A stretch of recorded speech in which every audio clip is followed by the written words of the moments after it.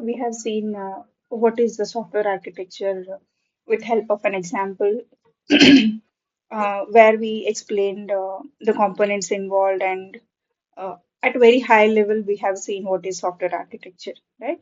So basically it is planning and designing what we are going to build, what system we are going to build even before we start building it, so that later it supports maintainability, cost effectiveness, and there are less possibilities of changing the entire system. So these are all the considerations that we have to keep in mind before we start building any system for that matter, right? Okay, in today's session, we will see. So we have seen a software system, right?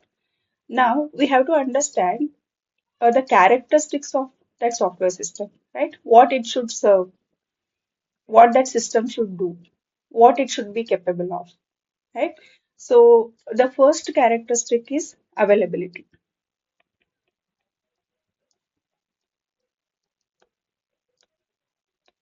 So this means the system should be always available. Example, a banking application should always be available. It is not like uh, it is available for 12 hours and it is shut down for next 12 hours, right? So we never know when the incoming requests are in. So it should always be available. That is one of the capability of the system, right? It should always be accessible. A second characteristic is reliability. So this says uh, the system should work continuously even when there are failures, right? How reliable is the system? If there are failures, it should recover itself and be always available. It is kind of overlapping with availability, but it should uh, it should be fault tolerant enough to be reliable enough so that it is available, right? So reliability. The next characteristic is scalability. So what this says is, now we have seen this example in earlier session. For example, you build a system for 10 users. Okay. In future, you see that there are 1,000 user demand for the same system, right? The system should be scalable.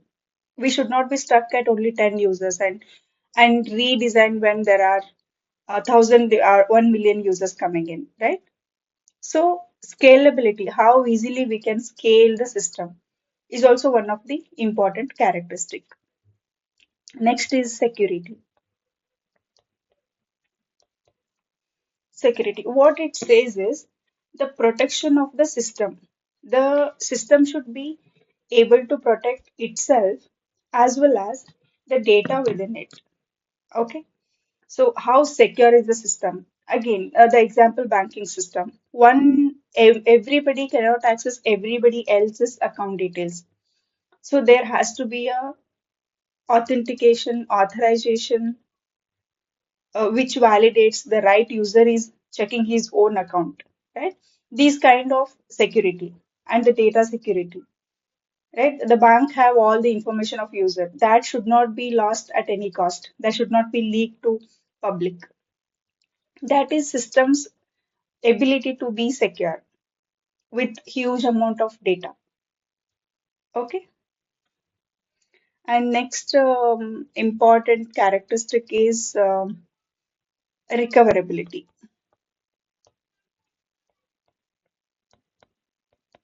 Okay. Say there is for example, there is a disaster, right? So, for example, one in the idle enterprise applications, the application is running in multiple cloud servers. Say, for example, with a simple analogy, we say that we are running them on two servers, right? Now, if what happens if one of the server fails, right? So all traffic routes to the other server now. For example, server A and B. Now, how the failed server, example, A is working and B is failed, right? How quickly the server B can make itself available. That is recovery from the disaster, right? So that traffic can be um, spread to two servers again. If B is always down, then the overload of traffic will be only on A, right? In that case, the A might also get slow or get down, right? We don't want that to happen. So even there are failures in worst cases, the system should be recoverable faster. So that is a recoverability.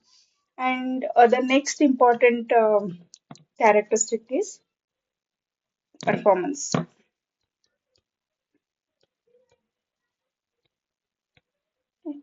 Say again, banking example I'm taking. You make a transaction, you transfer some amount from your one account to other. If it takes maybe 5 to 6 hours to reflect, is it of any use?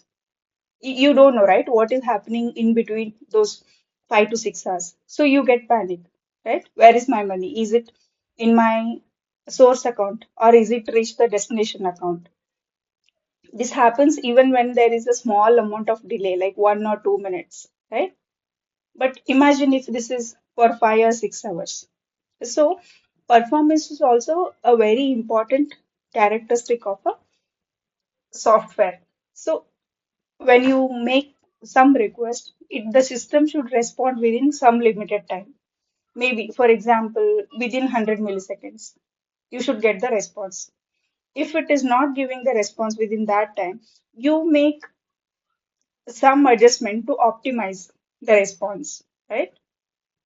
So all this has to be balanced for a usable or a say to be perfect system to exist for the smoother operations, right?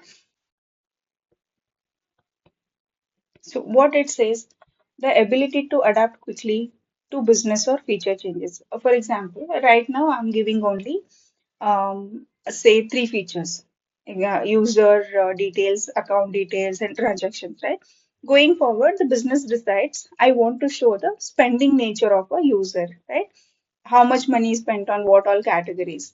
So this requirement we need to adapt into our existing system. So what happens? This should the system should be able to adapt as quickly as possible.